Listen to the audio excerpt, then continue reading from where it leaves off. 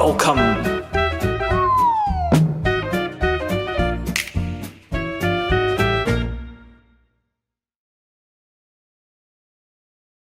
Okay, so I'm Vladimir Storm. I normally do art direction and computer graphics connected to VR and AR. I do public talks like this one and run Creative VR meetup in Berlin, trying to connect artists and VR developers doing artistic art projects. Here's just like a few things what I usually do. Stuff mostly for the galleries and some creative startups. But today I'm gonna talk about more important things. So first of all, this talk is like has super explicit content, so you need a parental and grandparental advisory. So when in 2016, when I got my first VR headset, HTC Vive from Valve, first thing I wanted to do, of course, to play VR porn. We all know a lot of, like, we all heard about this, we all heard about VR porn, but I found that it's not that many people really tried it, and those who tried didn't really dig into it that much. So today I want to talk more about like a current state of VR sexual content and experiences. This is a movie called Lawnmower Man. It's from 90s. Me watching it as a kid, I developed my sexual imprinting. And when I was older and VR was out, I of course wanted to try things. Yeah, so let's see what we have now in 2018. How technologies had like changed. Basically, we have this. If you ever tried, if you ever tried interactive VR. Porn experiences, you've probably seen this, like, it's basically like this 3D, oh shit, okay, so this is like, we can see a lot of like body horror stuff, but let's see what is the contemporary like state of VR porn industry. On top of the iceberg, we have 360 videos and scanned porn. I don't want to talk more about this. I met a bunch of interesting people from mainstream VR, filming companies, and there is like there are like a bunch of startups doing 3D scanning of porn models, but I found it not super interesting. It's more like a traditional way of doing things, although I think VR allows us to do much more things.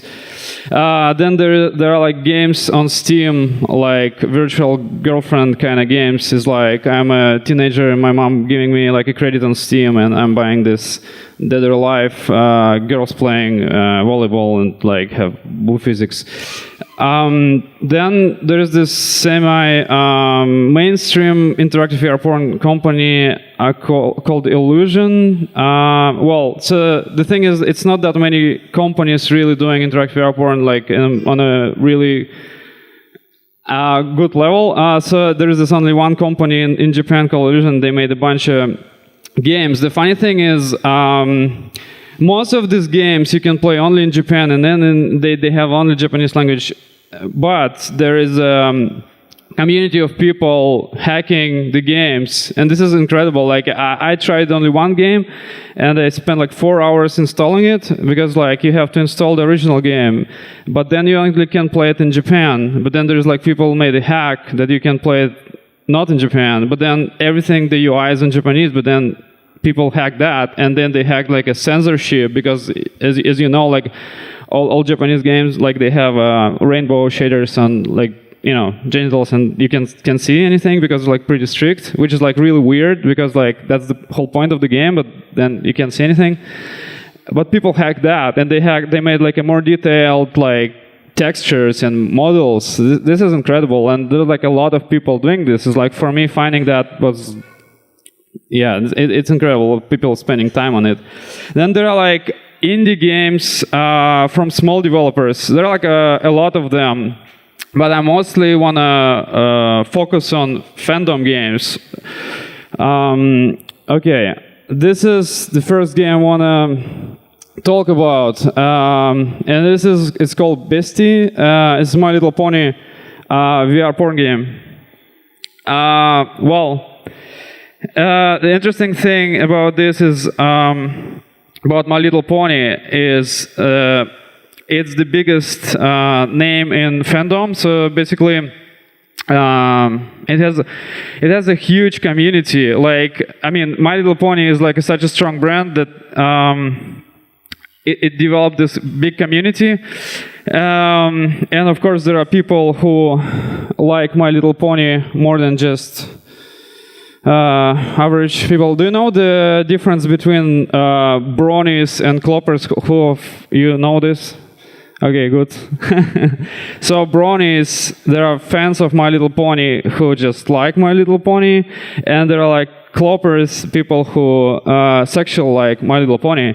And there's like a lot of stuff, even not connected to VR. You can buy all the weird, sex toys on Etsy, and like which connect to My Little Pony, or you can buy on Alibaba like this weird inflatable half man, half horse lady toys. And of course, like there is the VR experience now when you can do like 69 with My Little Pony. The next one is game called Euphilicious, and this is the game coming from a furry community, which is like quite big subculture. How many of you know about furries? Yeah, a lot. It's good. So I contacted these guys. There's like a forum called Fur Affinity, and there are like 4 people working on this game, and they're getting like $10,000 from the community to make this game. And they made a lot of interesting stuff. They made like a cloud where people, actually users, making a content for the game, making a scene, like scenes. And the good thing is about it have a lot of like a huge variety of different characters. They have, for example, this dragon lady boy, like with a penis and vagina at the same time. And then most of the scene, they have like crazy fantasy stuff. I don't know, like you should better go check yourself, because it's just a lot to say. How it happens, like how people can make these incredible experiences. There is this website called Patreon. Probably a lot of you heard about this. And if you, for example, like art of particular artists, or you like being a part of particular community, this website allows to connect content creators and fans, basically. And I found it's incredible that like you can basically create whatever like community want, and like getting paid for it. This is incredible. This is how this whole thing happens. Like, I think without this website it wouldn't be possible. If you, for example, like Futanari, or like unicorn porn, or like Morrowind porn. By the way, there is a Skyrim VR porn now. Like some guys just hacked the Skyrim VR. Let's see, you go to Patreon and like find what you want, and just like it happens.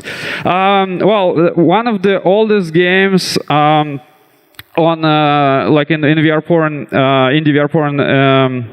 This game called Waifu Sex Simulator, and it's based on this character Hatsumiku. I'm really bad with saying this name, but there was this thing called Vocaloid. Basically, there is this character, a virtual pop star.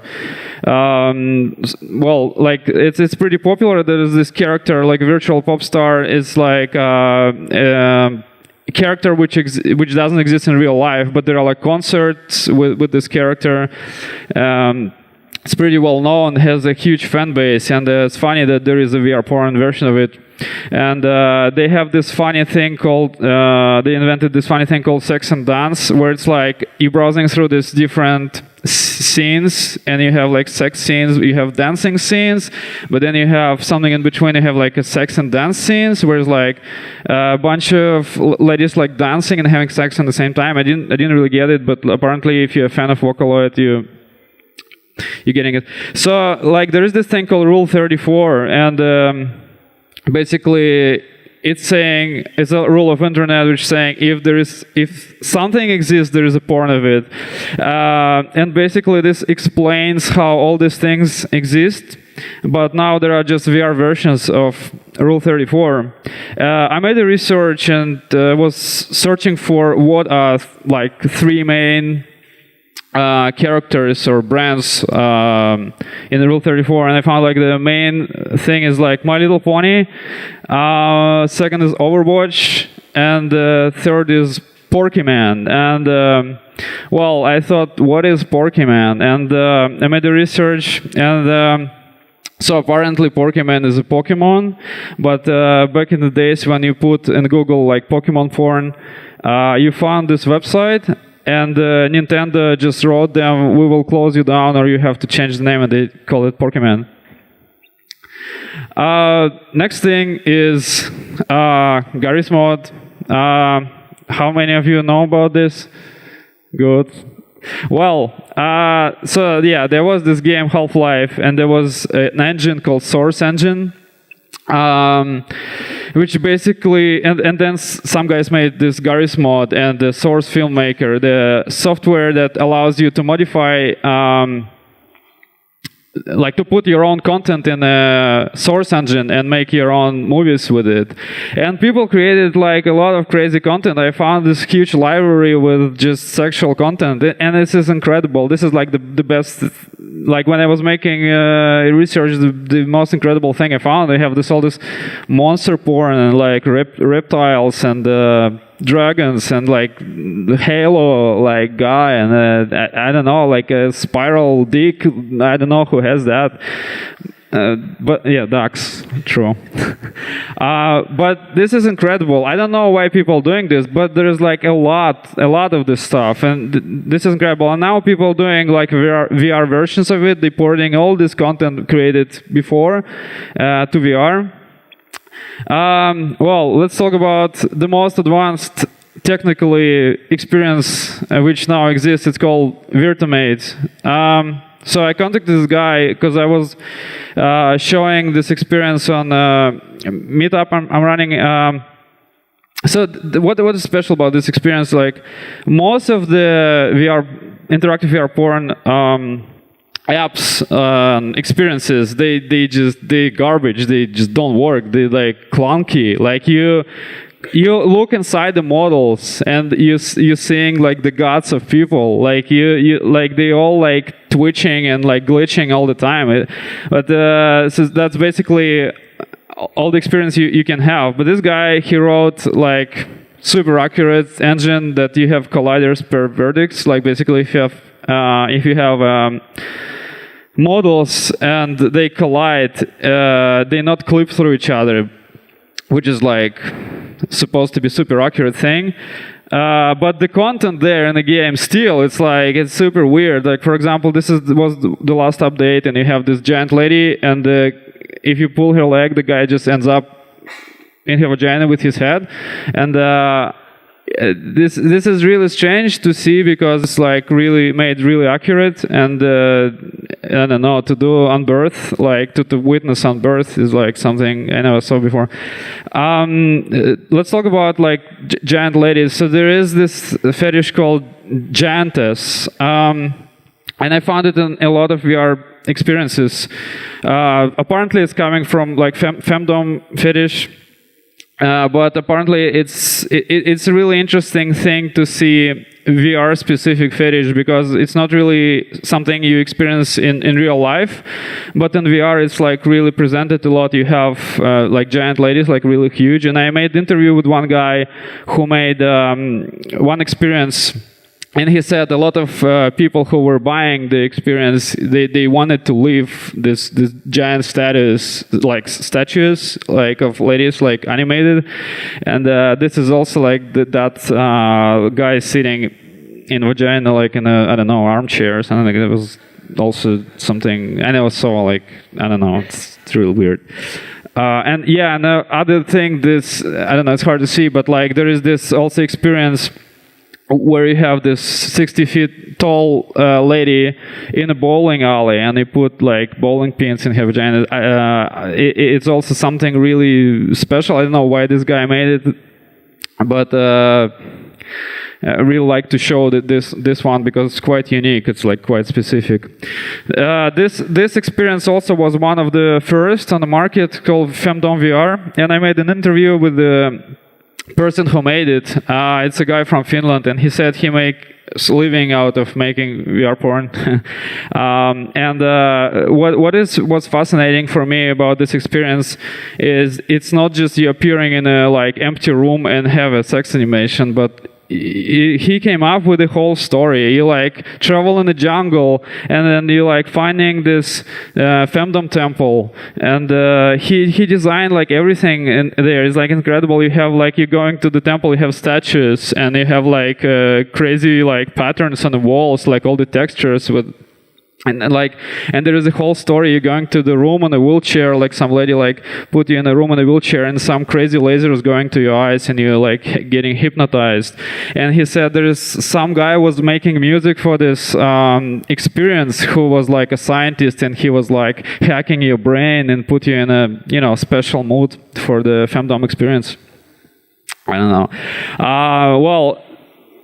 This game called Club Vixen, I don't know whether it still exists, but like these guys, they left Activision and made a VR porn company, and this experience is ridiculous. It's like super, like you're going to the super luxury mansion, and you have like things like aquarium with a shark, and like cocktail bars, and like everything you can imagine, like a real luxury life. But the porn, there is no really like porn there. It's just there are like some.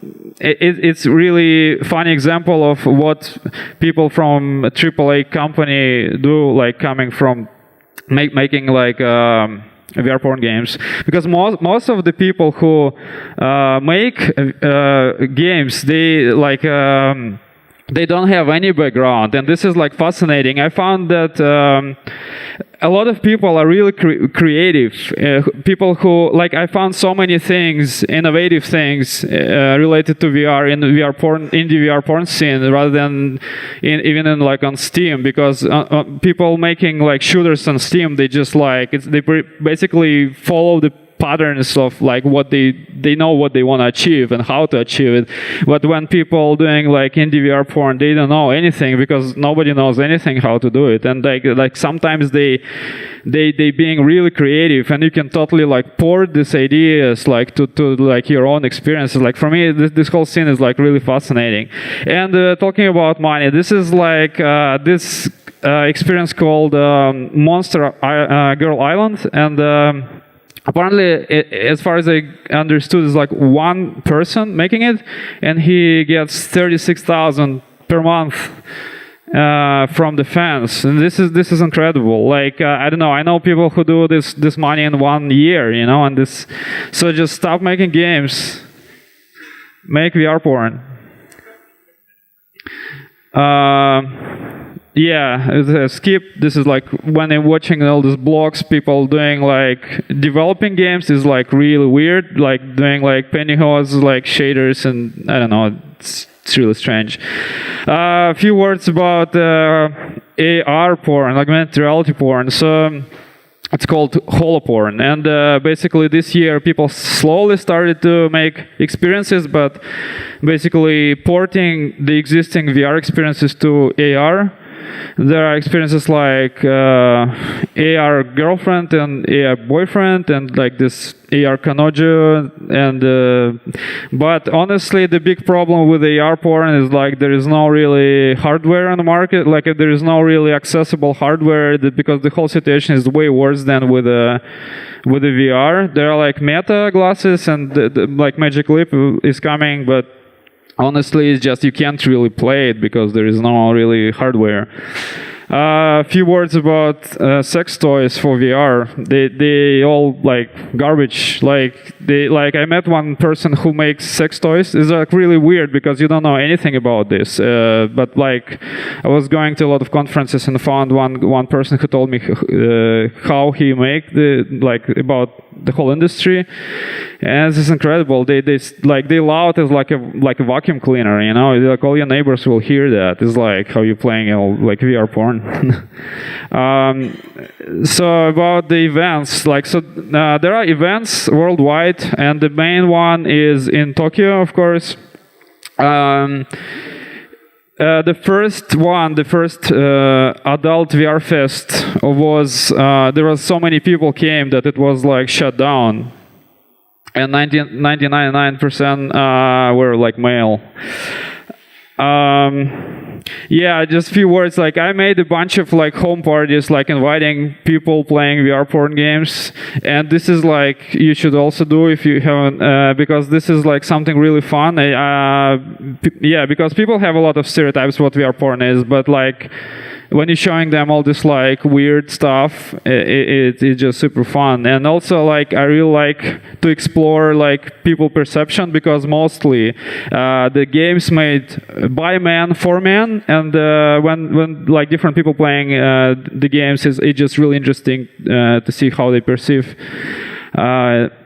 And as a conclusion, I want to say that VR is a really unique medium, and we have this really cool opportunity now to explore our like sexuality and body representation in VR, because it really allows us to abstract our minds from our bodies. And I think if you have an opportunity, you should really experiment with the body representation and sexuality in VR, because this is something we never had in our whole history of mankind. Like the ability to come to someone's fantasy and like develop a fantasy and let other people come there. That's pretty much it. So you can find me on Vladstorm_ on Twitter. Yeah. Do you have any questions? Super not awkward. Thank you. Okay.